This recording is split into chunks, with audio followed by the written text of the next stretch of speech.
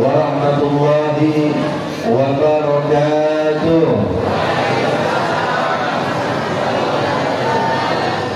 Tadi kata panitia yang hadir 1000 lebih, tapi yang jawab salam cuma 20 orang.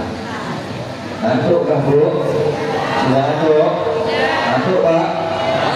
Yang jawab salam saya doakan mudah-mudahan pulang dari majelis ini semua dosanya diampuni oleh Allah, semua hajatnya dikabulkan oleh Allah, yang punya penyakitnya dihilangkan oleh Allah. Amin ya rabbal. Saya ulangin ya. Assalamualaikum warahmatullahi wabarakatuh. Waalaikumsalam warahmatullahi wabarakatuh. Alhamdulillah.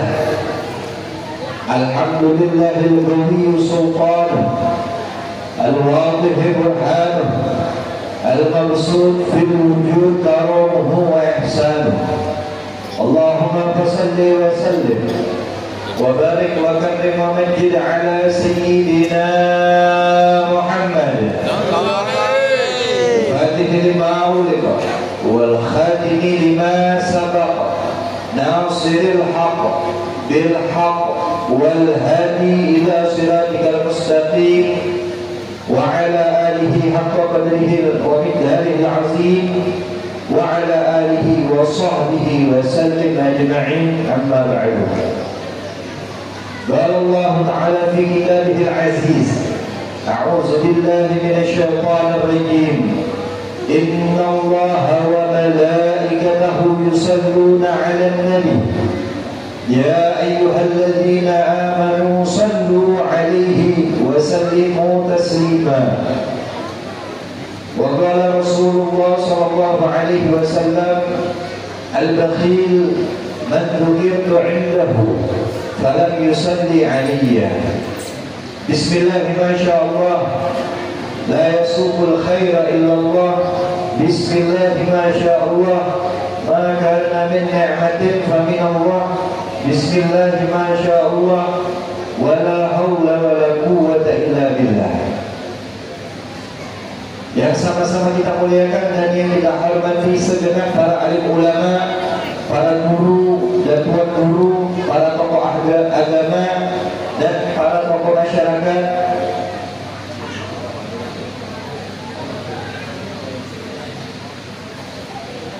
Yang sama-sama kita muliakan dan kita hormati para tokoh masyarakat dan para tokoh agama, Pak Ustadz, Pak Imam, Pak Khotib, Pak Bilal. Mohon maaf namanya tidak bisa saya sebutkan satu persatu. Yang sama-sama kita muliakan dan yang kita hormati bapak-bapak, ibu-ibu, abang-abang, kakak-kakak yang insya Allah kita selalu dimuliakan oleh Allah Subhanahu wa Ta'ala. Alhamdulillah, kita berkumpul pada malam hari ini, berkumpul di dalam satu tempat yang mulia, yakni di rumahnya Allah Subhanahu wa Ta'ala. Kita berkumpul di sini di dalam satu momen yang mulia, yakni momen hari kelahiran baginda Nabi besar Muhammad. Tidak ada hari yang lebih mulia kecuali hari lahirnya baginda Nabi besar Muhammad. Tidak ada hari yang lebih mulia daripada hari kelahiran baginda Nabi besar Muhammad. Pada malam hari ini kita merayakan hari lahirnya baginda Nabi besar Muhammad, yang mana ini adalah satu warisan yang telah diwariskan oleh kakek nenek moyang kita. Bahkan orang tua kita, kakek nenek moyang kita, mereka mengikuti jejaknya Allah Subhanahu wa Ta'ala, yang terlebih dahulu menyambut hari kelahiran Nabi adalah Allah Subhanahu wa Ta'ala. Sebagaimana sering kita dengar di dalam YouTube atau para penceramah menyampaikan bahwasanya tatkala baginda Nabi besar Muhammad itu lahir, maka ada satu cahaya yang terang benderang, saking terangnya itu bumi tatkala Rasulullah SAW dilahirkan pada subuh hari, maka karena cahaya tersebut terlihat seperti pagi hari. Allah Subhanahu wa Ta'ala yang menyambut keduluan hari kelahiran baginda Nabi besar Muhammad. Allah yang merayakan hari lahirnya baginda Nabi besar Muhammad.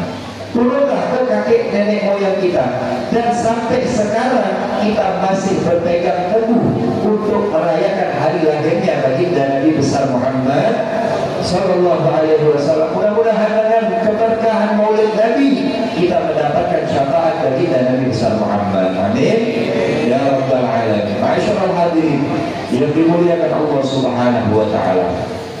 Apapun, siapapun yang berhubungan, yang bersandingan, yang selalu berhubungan dengan Nabi, maka dia akan dimuliakan oleh Allah Subhanahu wa taala. Sudah banyak contohnya. Apapun itu, siapapun itu yang ada hubungannya dengan Nabi, maka dia dimuliakan oleh Allah Subhanahu wa taala. Kita buka sedikit kisah ketika Rasulullah Shallallahu Alaihi Wasallam dilahirkan. Tatkala itu Rasulullah Shallallahu Alaihi Wasallam dilahirkan di kota Mekah, dan di kota Mekah ini memiliki adat yang mana akan datang satu kaum ke kota tersebut untuk mengambil bayi yang ingin mereka susukan, yang ingin mereka asuh. Ketika Rasulullah SAW dilahirkan, maka Bani Sa'diyah yang mendapatkan giliran untuk mendatangi kota Mekah mencari bayi yang ingin mereka besarkan. Dan di dalam Bani Sa'diyah ini ada satu orang perempuan yang mana sebelum perempuan ini menyusui Nabi, membesarkan Nabi, mengasuh Nabi, ini perempuan tidak ada pandangannya untuk orang-orang yang lain, tidak dipandang oleh orang lain, bahkan harta pun tidak memiliki yang banyak. Tidak ada pandangan orang-orang Bani Sa'diyah kepada Siti Halimah Sa'diyah. Di dalam Bani Sa'diyah ini ada perempuan yang dimuliakan oleh Allah Subhanahu wa taala. Siapa beliau? Siti Halimah Sa'diyah. Ibu seorang perempuan yang menyusui baginda Nabi besar Muhammad. Dan ketika itu pergilah Siti Bani Sa'diyah ingin pergi ke kota Mekah. Dan ketika itu Siti Halimah Sa'diyah cuma memiliki seekor keledai, yang mana ini keledai yang dimiliki oleh Siti Halimah sudah mulai lemah. Keledainya sudah tua, Bu. Orang tua kalau jalan jauh aja sudah Masya Allah, sudah lambat jalannya. Nah ini tatkala itu kemungkinan jarak antara kota Mekah dengan Bani Sa'diyah itu, kalau nggak salah itu kota Mekah dekat dengan kota Thaif. Bani Sa'diyah ini terletak dekat dengan kota Thaif. Mungkin dari sini Kualaito ke Tembilahan gitu. Nah, Siti Halimah Sa'diyah ini ketika ingin pergi ke kota Mekah, yang dia miliki hanya seekor keledai yang sudah tua dan sangat lemah. Sedangkan Bani Sa'diyah yang lain ada yang memiliki kuda yang masih kuat jalannya, ada yang memiliki seekor onta, macam-macam tunggangan orang-orang Bani Sa'diyah. Illa kecuali Siti Halimah Sa'diyah. Siti Halimah cuma memiliki seekor keledai yang sangat lemah. Dan pergilah mereka berombongan menuju ke kota Mekah. Pergi berjalan mereka berombongan sehingga keledainya Siti Halimah ini tertinggal jauh dari rombongan karena keledainya yang sudah tua dan lemah. Tertinggal jauh oleh rombongan yang punya kuda, rombongan yang punya onta, itu tertinggal jauh sehingga Siti Halimah baru sampai di pertengahan perjalanan, maka Bani Sa'diyah yang lain sudah sampai di kota Mekah. Ketika Bani Sa'diyah sampai di kota Mekah, mereka langsung pergi ke rumah orang-orang Mekah. Didatangi oleh mereka di depan pintu. Assalamualaikum, apakah kalian memiliki seorang bayi yang ingin dititipkan kepada kami? Maka orang pertama mendapatkan bayi yang ada di kota Mekah. Diambilnya bayi tersebut. Pergi lagi orang kedua ke rumah yang kedua, begitu juga menanyakan perihal bayi, dapat orang yang kedua. Orang ketiga begitu juga sampai seterusnya. Sampai seterusnya mereka mendapatkan bayi. Dan subhanallah, banyak di antara Bani Sa'diyah ini yang dituntun kakinya oleh Allah Subhanahu wa taala untuk mampir ke rumah baginda Nabi besar Muhammad. Ketika itu Rasulullah Shallallahu Alaihi Wasallam seorang yatim yang mana ayahnya meninggal ketika beliau di dalam kandungan, dan ayahnya tidak meninggalkan harta sedikit pun. Akhirnya datanglah Bani Sa'diyah ke rumah ibunda Nabi. Ketika diketukkan pintu, Siti Aminah sudah menunggu di dalam rumah ini. Siti Aminah, ibunda Nabi, sudah mendapatkan kabar bahwasanya akan ada orang yang datang ke kota Mekah yang ingin membesarkan bayi orang-orang Mekah. Sudah memang ditunggu oleh Siti Aminah. Orang pertama datang mengetukkan pintu, apakah kalian memiliki bayi yang ingin dititipkan kepada kami? Siti Aminah mendengar pertanyaan tersebut langsung bergembira, menjawab dengan senyuman, ya kami memiliki bayi tersebut. Lalu berbincanglah mereka berdua. Akhirnya tatkala pembahasan soal upah, ditanya oleh Bani Sa'diyah, berapa upah yang kamu inginkan kepada kami wahai seorang ibu? Siti Aminah langsung terdiam, menundukkan pandangannya, menundukkan kepalanya. Lalu beliau mengangkatkan kepalanya, mengatakan, demi Allah, aku adalah seorang janda yang mana suamiku tidak meninggalkan sedikit pun hartanya untuk kami. Tawaran yang kau berikan kepadaku itu tidak sebanding dengan harta yang kumiliki. Orang pertama yang datang ke rumah Nabi karena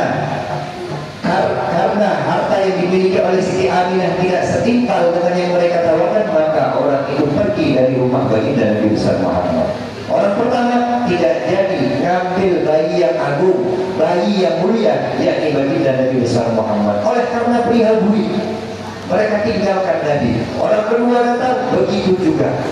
Ketika mengobrol, mereka nyambung. Setelah ditanyakan perihal upah, orang tersebut langsung mundur. Sehingga beberapa orang banyak yang ditakdirkan sudah sampai ke rumah Nabi, tapi tidak ada satupun dari mereka yang ingin mengambil bayi yang agung, yakni baginda Nabi besar Muhammad Sallallahu Alaihi Wasallam. Oleh karena itu dibuat oleh ulama kita salah satu qasidah yang berbunyi, mamadda li khairil khalqi ada ahadun illa wa bihi sa'ida. Tidak ada di antara orang Bani Sa'diyah yang ingin mengambil bayi yang mulia, yakni bayi yang agung, baginda Nabi besar Muhammad. Andaikan mereka tahu bayi yang mulia tersebut adalah Nabi Muhammad, maka mereka akan berbondong-bondong untuk mengasuh bayi yang agung tersebut, yakni baginda Nabi besar Muhammad.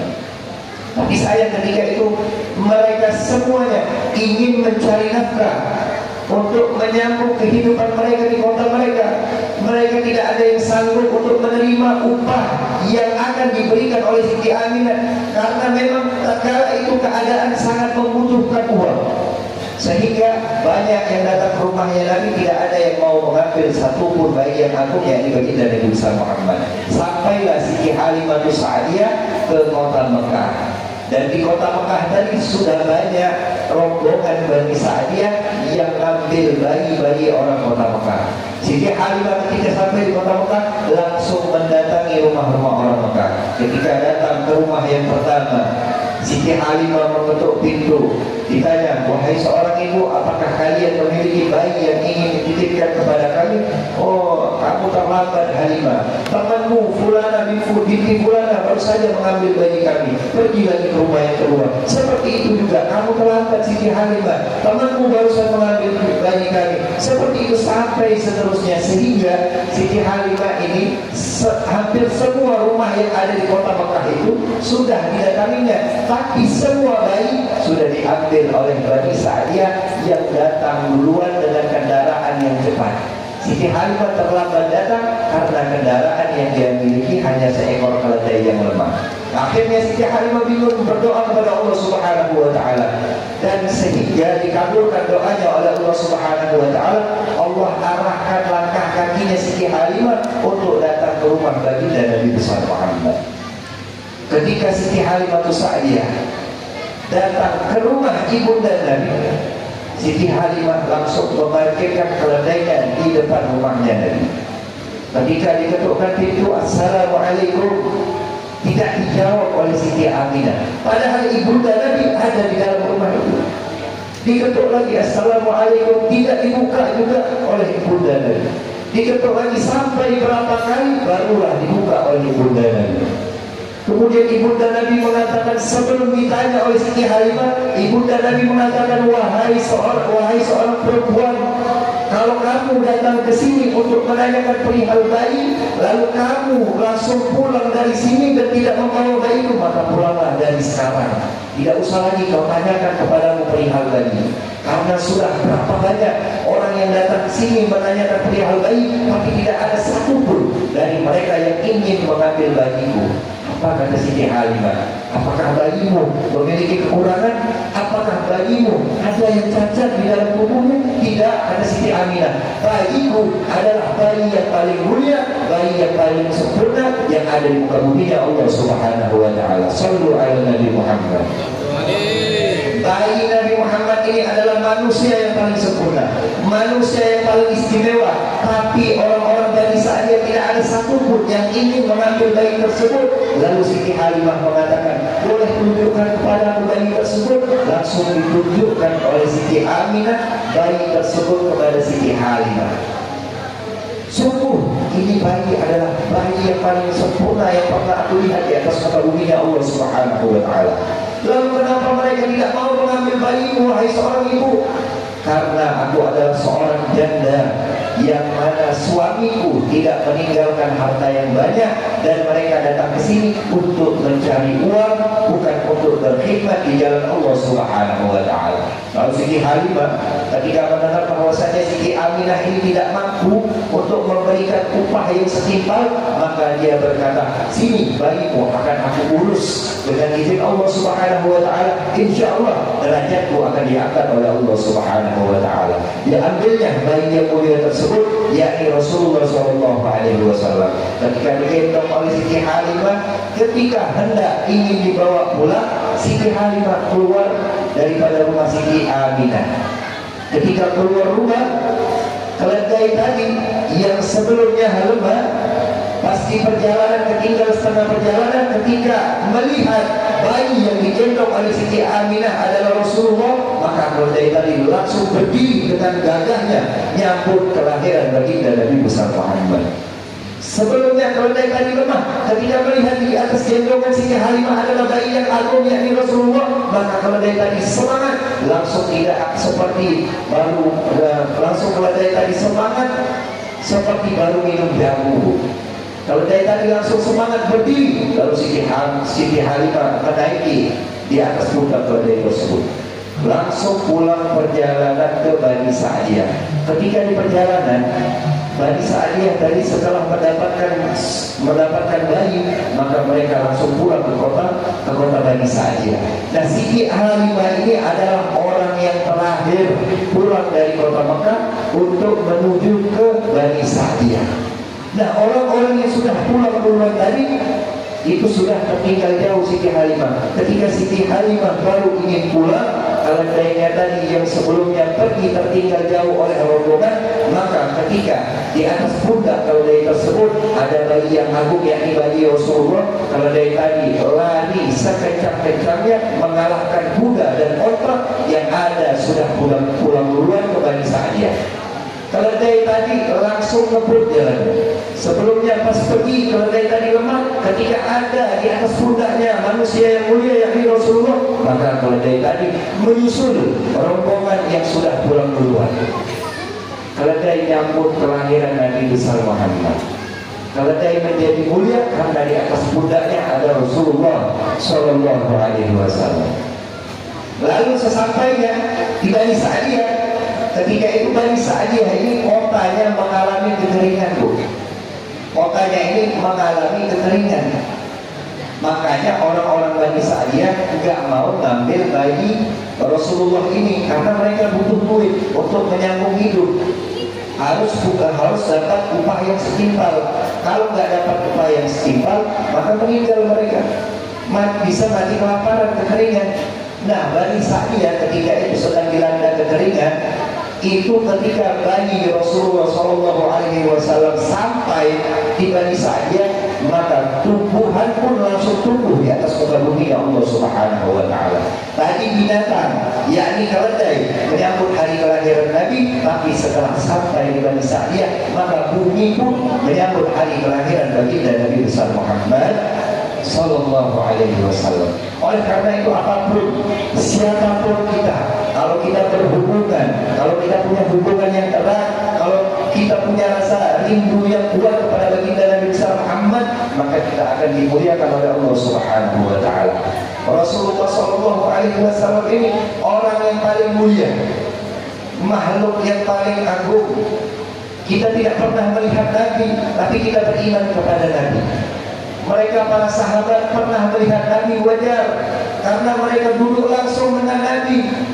Kalau orang sudah duduk langsung dengan Nabi, maka orang tersebut akan langsung jatuh cinta pada baginda Nabi besar Muhammad. Sebagaimana yang dikatakan di dalam kitab Syama'il Muhammadiyah, man ra'ahu bahdiyatan habba. Barang siapa yang pernah melihatnya, yakni melihat baginda Nabi besar Muhammad, maka orang tersebut akan langsung tunduk, langsung hormat kepada wibawanya baginda Nabi besar Muhammad. Wa man khalaqahu ma'rifatan ahabba. Dan barang siapa yang tahu dengan Nabi Muhammad, yang pernah duduk, kalau bahasa kita sekarang, yang pernah ngopi bareng dengan Nabi, maka pastilah orang tersebut akan jatuh cinta kepada baginda Nabi besar Muhammad. Makanya itu Abu Jahal itu sebenarnya dia ini mau masuk Islam, mau masuk Islam. Orang kafir Quraisy zaman dulu sekali melihat Nabi langsung jatuh cinta, langsung kayaknya tahu lebih dalam dengan Nabi Muhammad. Tapi Abu Jahal itu karena sifat sombong yang ada di dalam hatinya, karena kesombongan, kalau dia masuk Islam berarti dia jadi bawahan Nabi Muhammad. Nah, oleh karena itu dia tidak mau masuk Islam. Takut juga dia ditertawakan oleh teman-temannya yang lain seperti Abu Lahab, Abu Sufyan, dan abu-abu yang lainnya. Nah, Abu Jahal itu dia itu sebenarnya cinta sama Nabi. Sekali melihat Nabi dia langsung pengen masuk Islam, tapi karena sifat sombong yang ada di dalam hatinya, dia tidak ingin masuk ke dalam agamanya Allah Subhanahu Wa Taala. Dan juga Abu Lahab, kita tahu sering mendengar nama ini Abu Lahab, yakni pamannya Nabi. Pamannya Nabi ini punya satu hubungan dengan Nabi Muhammad. Apa hubungan tersebut? Ketika Nabi Muhammad dilahirkan, dia memiliki seorang budak yang bernama Suwaibah al-Aslamiyah. Siapa Suwaibah tersebut? Adalah budaknya Abu Lahab. Nah, ketika Rasulullah SAW hendak dilahirkan, Abu Lahab mengutus budaknya tadi untuk melihat ini keponakannya yang lahir laki-laki atau perempuan. Ketika Siti Aminah ingin melahirkan, Abu Lahab mengutus Suwaibah tadi, "Hei Suwaibah, kau lihat tuh, Aminah melahirkan laki-laki atau perempuan, bawa kabarnya secepatnya kepadaku." Akhirnya pergilah Suwaibah tadi, pergi ke rumah Siti Aminah. Ketika sampai di rumah Siti Aminah, lahirlah bayi laki-laki yakni Rasulullah SAW. Suwaibah langsung pergi kepada majikannya Abu Lahab, langsung mengatakan, "Wahai Abu Lahab, selamat atas Anda telah memiliki seorang keponakan laki-laki." Senang Abu Lahab ketika mendengar bahwasanya yang dilahirkan tersebut adalah laki-laki. Maka saking senangnya Abu Lahab mengatakan, "Wahai Suwaibah, mulai detik ini engkau aku bebaskan, engkau aku merdekakan." Saking senangnya Abu Lahab, budaknya tadi dimerdekakannya. Nah, ini tanpa kita sadari ada kaitannya dengan baginda Nabi besar Muhammad. Suwaibah ini cuma membawa kabar bahwasanya yang lahir itu adalah Nabi Muhammad. Maka Suwaibah dari seorang budak diangkat derajatnya oleh Allah Subhanahu Wa Taala menjadi manusia yang merdeka. Bukan hanya Suwaibah yang mendapatkan keberkahan dari Nabi Muhammad, Abu Lahab juga mendapatkan keberkahan, kemuliaan dari baginda Nabi besar Muhammad. Karena dia membebaskan budaknya yang bernama Suwaibah, maka setiap hari Senin azabnya diringankan oleh Allah Subhanahu Wa Taala. Di jarinya ini setiap hari Senin keluar susu yang bisa dia minum dari tangannya sendiri. Sallu ala Nabi Muhammad. Abu Lahab seorang kafir, gembira dengan kelahiran Nabi, adabnya di neraka diringankan oleh Allah Subhanahu wa taala. Maka bagaimana dengan kita umatul Islam, umat Islam akhir zaman, umat yang dirindukan oleh baginda Nabi besar Muhammad? Setiap tahun kita membaca Maulid, setiap tahun kita berdiri bareng makhluk qiyam, kita membayangkan gimana sih badan bentuk tubuhnya Nabi, gimana sih kalau saya nanti ketemu baginda Nabi besar Muhammad. Maka sudah pasti malam ini derajat kita diangkat oleh Allah Subhanahu wa taala. Amin ya rabbal alamin. Ma'asyiral hadirin yang dimuliakan Allah Subhanahu wa taala, kalau kita mengaku cinta kepada baginda Nabi besar Muhammad, maka kita harus ikuti, harus kita jalani apa yang telah dibawa oleh baginda Nabi besar Muhammad. Minimal sunnah-sunnah, ada beberapa sunnah yang kita pegang. Jadi kita ambil sunnah yang gampang-gampang aja. Supaya apa? Supaya kita ini terlihat, kita ini menjalankan apa yang telah dibawa oleh baginda Nabi besar Muhammad. Yakni sunnah yang paling gampang itu adalah siwak. Tahu siwak bu? Siwak. Kalau kita memang cinta sama Nabi, pasti di dalam kantong kita ini punya siwak. Manfaat dan kemuliaan siwak itu luar biasa. 2 rakaat sholat pakai siwak itu lebih afdol sholat 70 rakaat tanpa siwak. Nah rugi dong kalau kita nggak punya siwak. Bukan hanya siwak saja, sunnah-sunnah yang dibawa oleh baginda Nabi besar Muhammad. Ada juga minyak wangi. Minyak wangi ini adalah salah satu sunnah Nabi. Cara kita menunjukkan kita cinta sama Nabi, kita menghidupkan apa yang telah dibawa oleh baginda Nabi besar Muhammad.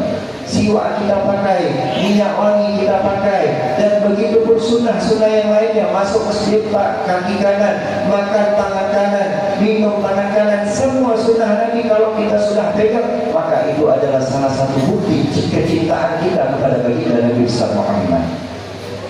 Punya nggak Pak siwak Pak? Ini kayu nih Pak, tapi manfaat faedahnya luar biasa nih Pak. 2 rakaat pakai siwak itu lebih afdol daripada sholat 70 rakaat. Nah bagi yang ingin memilikinya, di belakang tuh Habib Fauzi ada jualan tuh. Bagus kan iklannya? Nah di belakang tuh Habib Fauzi ada jualan tuh. Yang pengen punya siwak, Habib Fauzi jualan di belakang. Yang pengen punya minyak wangi juga, Habib Fauzi jualan di belakang. Tapi bukan untuk jualan lain ini bu. Ini memang bu, siwak ini adalah sunnahnya Nabi. Tanya bu sama ustaz-ustaz yang ada di sini, apa sih manfaat siwak itu? Banyak mereka sebutkan. Apa sih manfaat minyak wangi ini? Banyak pasti mereka sebutkan. Nah kalau kita memang cinta sama Nabi, maka kita jaga apa yang telah dibawa oleh baginda Nabi besar Muhammad Sallallahu Alaihi Wasallam. Begitupun juga kalau memang kita merasa cinta kepada Nabi, jangan lupakan kita untuk senantiasa bersolawat kepada baginda Nabi besar Muhammad.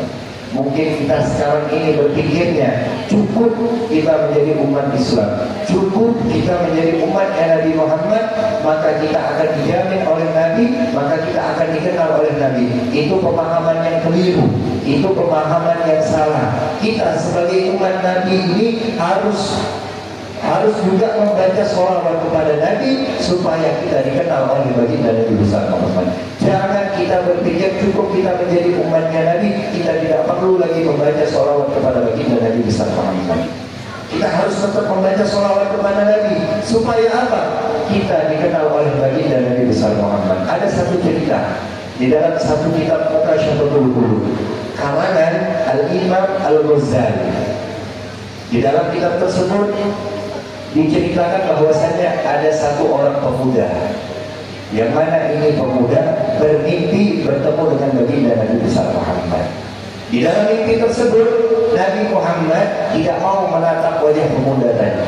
Nabi Muhammad tidak mau melihat wajah pemuda tadi. Lalu pemuda tadi mengatakan di dalam hatinya, bagaimana bisa sekian lama aku ingin bermimpi bertemu Nabi, tapi tak kala aku bertemu Nabi, Rasulullah tidak mau menatap wajahku, Rasulullah tidak mau memandang wajahku. Lalu pemuda tadi memberanikan diri untuk bertanya kepada Rasulullah SAW. Apa kata pemuda tersebut? Ya Rasulullah, a'anta alayya qaddan. Wahai Rasulullah, apakah engkau marah kepadaku? Apakah engkau murka kepadaku, wahai Rasulullah? Dijawab oleh Nabi Muhammad, tidak, aku tidak marah, tidak murka kepadamu, wahai fulan. Wa limadza la tanzur ilayya? Lalu kata pemuda tersebut, kalau engkau tidak marah kepadaku, kalau engkau tidak murka kepadaku, lalu kenapa engkau tidak mau menatap wajahku, wahai Rasulullah? Dijawab oleh Nabi Muhammad, li'anni la a'rifuka. Na'udzubillah, apabila ketika nanti kita bertemu dengan Nabi Muhammad, jangan sampai jawaban ini dilontarkan Nabi Muhammad kepada kita. Apa kata Nabi Muhammad? Apa kata Rasulullah? Aku tidak kenal siapa kau, wahai fulan. Aku tidak tahu siapa dirimu, wahai pemuda. Oleh karena itu aku tidak mau menatap wajahmu. Pemuda tadi sekian lama pengen mimpi bertemu Nabi, tapi ketika mimpi bertemu Nabi, Rasulullah tidak mau menatap wajahnya, karena Rasulullah tidak kenal kepada pemuda tersebut. Lalu pemuda tadi ketika mendengar jawaban Nabi tadi, dia mengatakan, kaifa la ta'rifuni wa ana rajulun min ummati? Bagaimana engkau tidak kenal kepada wahai Rasulullah, sedangkan aku adalah salah satu dari umatmu. Wa qad rawal ulama annaka a'rafu bi ummatik minal walidati bil waladi. Dan mereka, para ulama, wahai Rasulullah, mereka meriwayatkan bahwasannya engkau lebih kenal kepada umatmu daripada seorang ibu kenal kepada anaknya. Sallu ala Nabi Muhammad. Kata Nabi, kata pemuda tadi, ulama-ulama terdahulu itu meriwayatkan bahwasanya Nabi Muhammad itu kenal kepada kita satu persatu lebih dari seorang ibu kenal kepada anaknya. Ibu-ibu ini pasti kenal banget dengan anaknya, sudah hafal pasti. Nah, sehebat apapun ibu kenal kepada anaknya, lebih hebat lagi Nabi Muhammad kenal kepada kita. Tapi ada garis bawahnya. Dijawab lagi oleh Nabi Muhammad, sodaku, yang mereka katakan itu benar, yang ulama katakan itu benar, yang mereka riwayatkan itu benar. Tapi apa yang membuat aku tidak kenal kepada engkau, wahai fulan? Apa coba, wahai fulan? Lalu Rasulullah SAW mengatakan, li'annaka la tadhkurni bis-shalah. Engkau, wahai fulan, tidak pernah mengingatku dengan membaca sholawat. Oleh karena itu aku tidak kenal kepadamu, wahai fulan. Dan kenalnya aku, kata Nabi, kenalnya aku kepada umatku itu atas kadar sholawat umatku kepadaku. Maksudnya begini, atas kadar sholawatku kepada umatku itu maksudnya begini, yang sholawatnya 50.000 dirinya di depan Nabi, yang sholawatnya 10.000 di belakang 50, yang sholawatnya 1.000 di belakang 30, sampai seperti itu seterusnya. Yang paling banyak sholawat kepada Nabi, maka orang tersebut yang paling dikenal oleh baginda Nabi besar Muhammad. Kalau kita mengaku cinta kepada Nabi, maka kita pasti akan senantiasa bersolawat kepada baginda Nabi besar Muhammad. Orang yang paling berhak dicintai, manusia yang paling pantas kita idolakan adalah baginda Nabi besar Muhammad. Sampai-sampai Nabi Muhammad mengatakan di dalam satu hadis, la yu'minu ahadukum, tidak beriman di antara kita ini apabila kita lebih mencintai anak kita daripada Nabi Muhammad, apabila kita lebih mencintai istri kita daripada Nabi Muhammad, apabila kita lebih mencintai suami kita daripada Nabi Muhammad, apabila kita mencintai siapapun manusianya itu lebih dari Nabi Muhammad. Maka Rasulullah SAW tidak beriman orang tersebut karena dia mencintai orang yang salah, karena dia tidak mencintai baginda Nabi besar Muhammad. Oleh karena itu tidak ada manusia yang paling wajib, yang paling top untuk kita cintai selain baginda Nabi besar Muhammad. Yang akan menolong kita di akhirat nanti adalah baginda Nabi besar Muhammad. Yang akan memberikan kita syafaat nanti adalah baginda Nabi besar Muhammad. Lantas untuk apa kita mencintai selain Nabi Muhammad? Lantas untuk apa kita mengagungkan manusia selain Nabi Muhammad? Sedangkan Nabi Muhammad yang akan memberikan kita syafaat, sedangkan Nabi Muhammad yang akan memberikan kita syafaat, yang akan menyelamatkan menjauhkan kita dari panasnya api neraka. Tidak ada, jangan sampai kita melebihi cinta kita kepada manusia selain baginda Nabi besar Muhammad. Oleh karena itu kita tunjukkan cinta kita kepada baginda Nabi besar Muhammad dengan memperbanyak membaca sholawat. Lalu kita kembali lagi ke kisah yang tadi. Thumma tabahar rajul wa aujaba ala nafsi. Kemudian laki-laki tadi ketika mendengar jawaban dari Nabi Muhammad bahwasanya Nabi Muhammad itu kenal kepada umatnya itu atas kadar berapa banyak mereka sholawat kepada Nabi Muhammad. Lalu laki-laki tadi terbangun dari tidurnya. Ketika terbangun, dia mewajibkan dirinya untuk membaca sholawat. Satu hari sebanyak 100 kali. Laki-laki tadi ketika mendengar jawaban dari Nabi Muhammad, maka dia terbangun dari tidurnya dan mewajibkan dirinya untuk selalu sholawat kepada Nabi sehari sebanyak 100 kali. Kira-kira 100 kali banyak apa sedikit, Bu? Kira-kira 100 kali banyak apa sedikit, Pak? Sedikit. Biasa sehari sholawat berapa banyak? 20.000. Masya Allah, duduk paling depan nih. Sudah dikenal banget dengan Nabi kalau sehari sholawatnya 20.000. Sehari berapa banyak biasanya sholawat, kok? 1.000. 40.000. Sehari 1.000 kali. Kalau saran saya, kalau yang 1.000 kali itu sholawat sallallahu ala Muhammad. Itu sallallahu ala Muhammad itu kalau kita baca sholawatnya sekali duduk 1.000 kali mungkin setengah jam, 30 menit orang. Kalau Allahumma sholli ala Sayyidina Muhammad itu agak panjang sedikit. Nah, usahakan yang 100 kali ini Allahumma sholli ala Sayyidina Muhammad wa ala ali Sayyidina.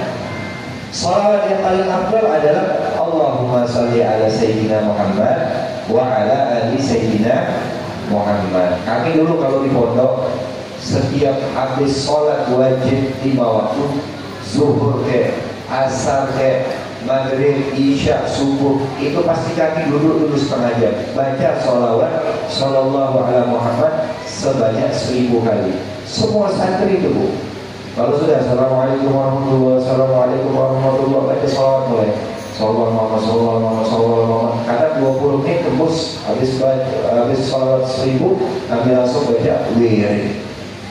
Jadi kalau kita mau sholawat kepada Nabi Muhammad, kalau sholawatnya sholawat Jibril sallallahu ala Muhammad, maka kita jangan pelit.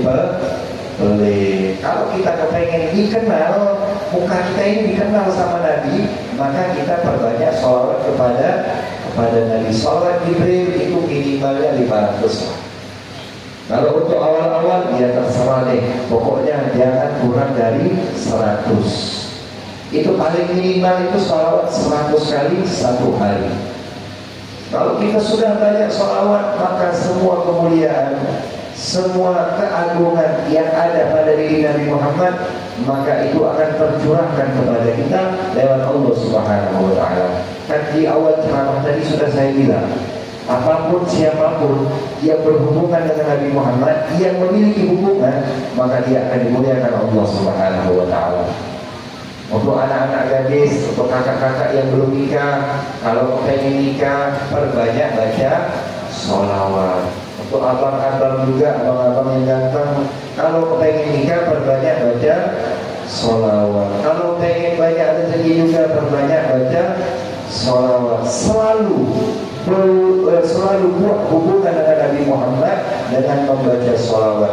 Maka insya Allah semua yang berhubungan dengan Nabi Muhammad akan dimuliakan, dimudahkan oleh Allah Subhanahu wa Ta'ala. Insya Allah. Jadi ingat, sholawat sehari minimal 100 kali. Kalau sholawat Jibril sehari minimal 500 kali. Sebelum kita lanjut, kita baca sholawat Jibril dulu. Sallallahu ala Muhammad.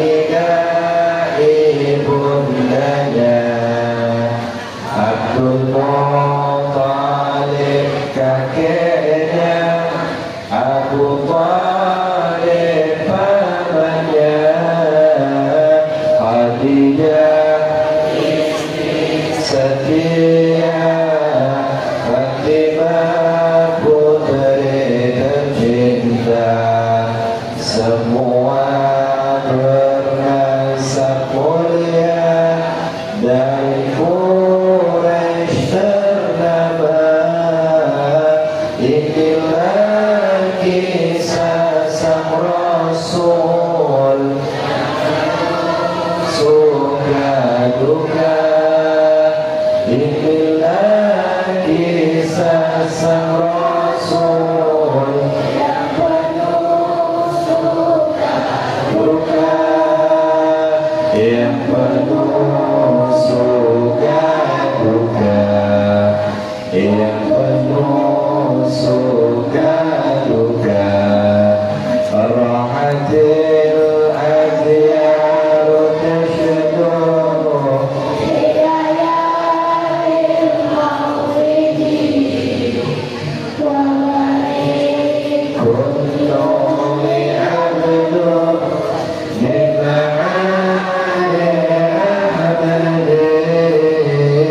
Rahatil adiyar tasyadur hilayalil mawridi wa barik kullu li'abdur nima'ani ahmadi wa barik kullu li'abdur nima'ani ahmadi wa barik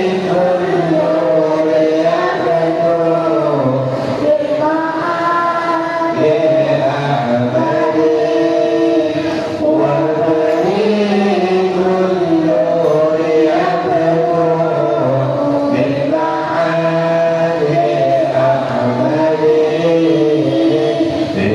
bilayalil mawlidi, bilayalil mawlidi.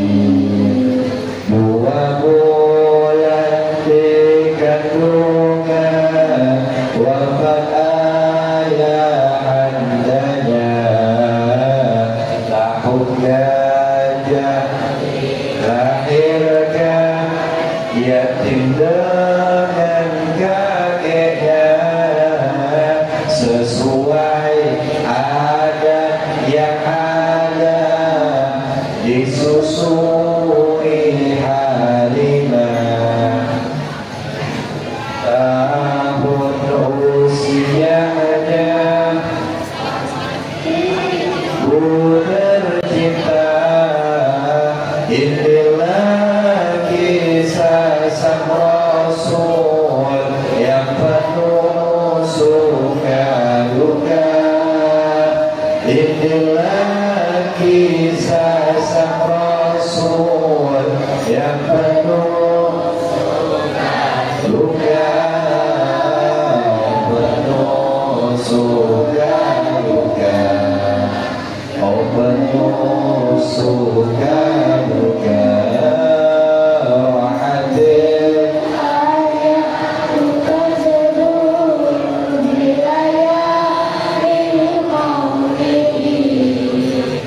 wa barik kullu li'abdur nima'ani ahmadi. Rahatil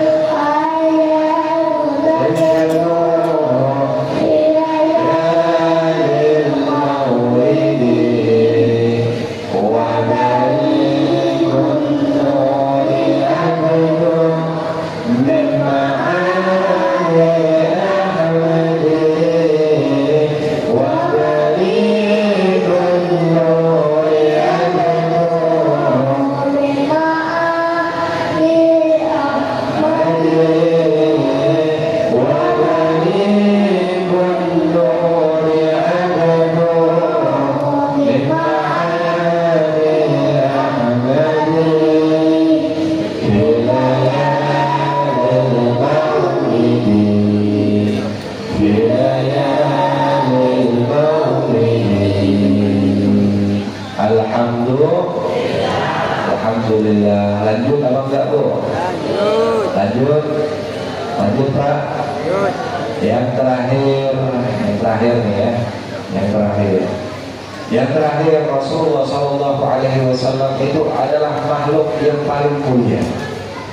Bahkan saking mulianya Nabi itu semua para nabi semua para rasul itu mengambil kemuliaan, keagungan dari baginda Nabi besar Muhammad.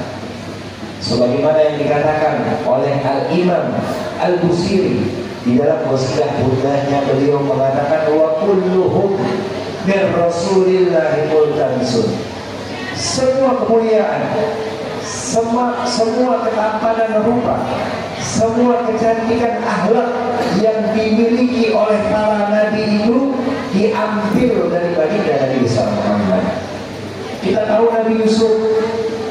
Nabi Yusuf ini adalah salah satu nabi yang memiliki ketampanan yang sangat luar biasa.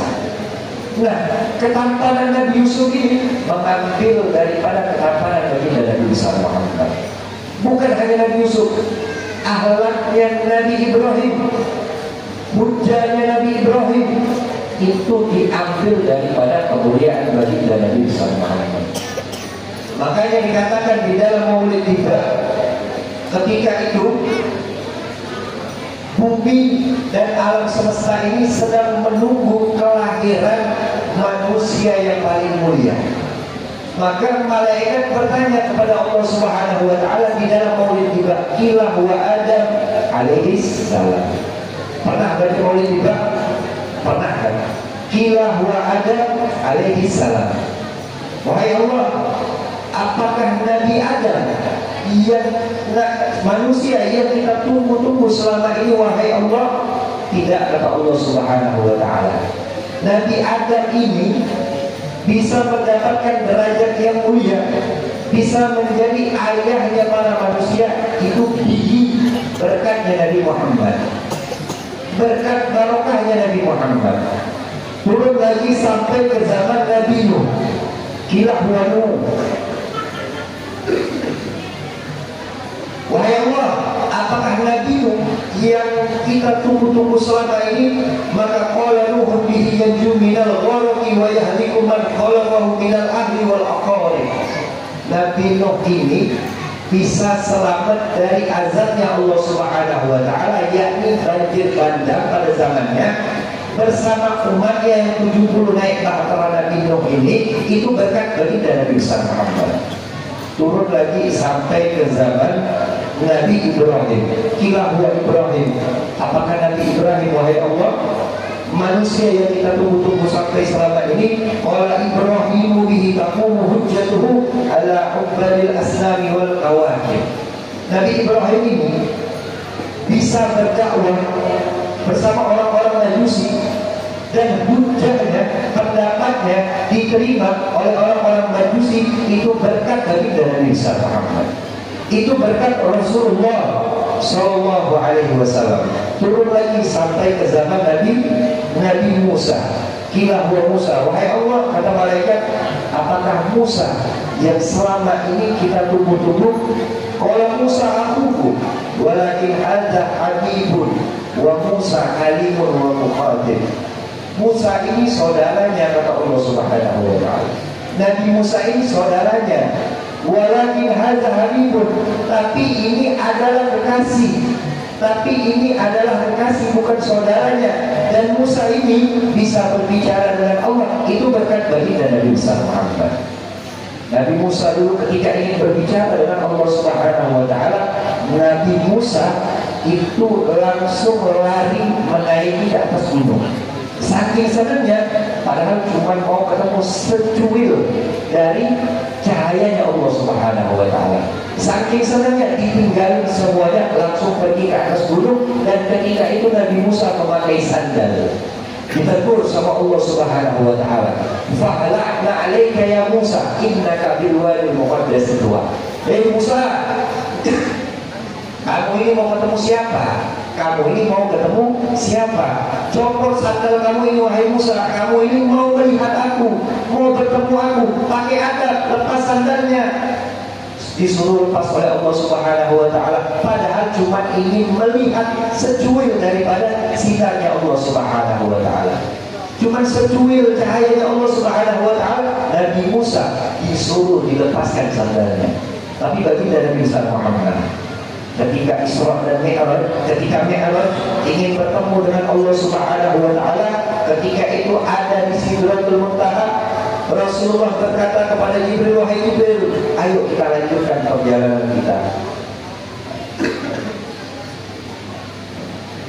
Maka kata malaikat Jibril, aku tidak bisa wahai Rasulullah, aku tidak bisa untuk bertemu langsung dengan Allah Subhanahu wa Ta'ala. Andaikan aku ikut dengan engkau untuk bertemu dengan Allah, maka zat aku akan hancur berkeping-keping. Dan yang bisa bertemu dengan Allah Subhanahu wa Ta'ala itu hanyalah orang yang terbuat dari cahayanya Allah Subhanahu wa Ta'ala, yaitu baginda Nabi besar Muhammad. Dan ketika itu Rasulullah SAW ingin melepaskan sandalnya. Nabi Muhammad tahu adab kalau ingin bertemu dengan Allah Subhanahu wa Ta'ala. Tahu adab Nabi, mau dilepaskan sandalnya. Apa kata Allah Subhanahu wa Ta'ala? Jangan kau lepas wahai Muhammad sandalmu, bawa sandalmu untuk bertemu dengan aku. Oleh karena itu tidak ada satu sandal pun yang pernah bertemu dengan Allah Subhanahu wa Ta'ala secara langsung. Zatnya Allah langsung secara semuanya bertemu dengan Allah Subhanahu wa Ta'ala itu kecuali sandalnya Nabi dan Nabi besar Muhammad. Nabi Musa cuma mau bertemu dengan secuil cahayanya Allah, sandalnya disuruh lepas oleh Allah Subhanahu wa Ta'ala. Ini Nabi Muhammad. Nabi Muhammad Sallallahu Alaihi Wasallam ingin bertemu langsung dengan Allah Subhanahu Wa Taala, disuruh pakai sandal, disuruh pakai sandal supaya apa? Sandal itu menjadi mulia karena yang memakai adalah baginda Nabi besar Muhammad. Mulia mana antara sandal tadi dengan malaikat Jibril? Maka mulialah sandal baginda Nabi besar Muhammad Sallallahu Alaihi Wasallam. Karena sandal tadi sudah langsung bertemu dengan Allah Subhanahu Wa Taala. Oleh karena itu Nabi kita ini adalah Nabi yang paling afdal, paling mulia, paling agung. Semua ketampanan para nabi, semua kemuliaan para nabi itu diambil daripada baginda Nabi besar Muhammad. Mukjizat para nabi semuanya itu diambil daripada baginda Nabi besar Muhammad. Oleh karena itu jangan kita lupakan baginda Nabi besar Muhammad. Kita selalu hubungkan diri kita kepada baginda Nabi besar Muhammad, maka sudah pasti derajat kita dan kita insya Allah selalu dimuliakan oleh Allah Subhanahu wa Ta'ala. Amin ya rabbal alamin. Yang terakhir ada pengumuman sedikit. Kami di Batam itu baru mau buka pondok, Bu. Baru mau buka pondok. Kemungkinan rencananya ke depan ini mau buka pondok tahfiz terlebih dahulu. Jadi tugas saya ini sebenarnya mencari santri, bukan santriwati. Kalau santri berarti laki-laki yang memang punya niat belajar. Insya Allah kami tampung, khususnya orang Tua Leno. Ini stoknya ini terbatas nih. Soalnya kami pengen buka pondok bersama guru kami yang ada di Batam. Guru kami ini orang Tunggal juga, namanya Ustaz Ali Syafok. Kalau orang Tunggal Sungai Saret biasa manggilnya Guru Ili. Nah, rencana kami mau buat pondok. Sekarang saya ingin mencari seorang santri minimal sudah tamat SD, yang sudah SMP.